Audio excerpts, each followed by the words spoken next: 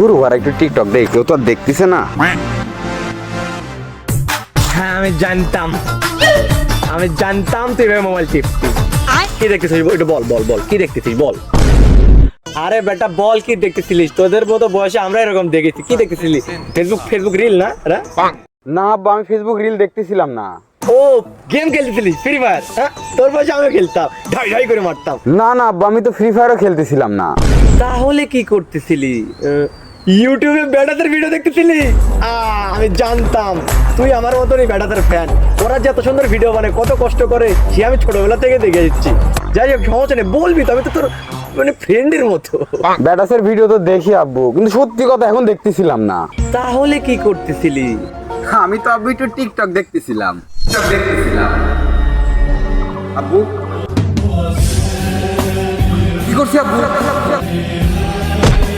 আমি আর দেখবো না টিকটক। আব্বু এবারের মতো মাফ করে দাও।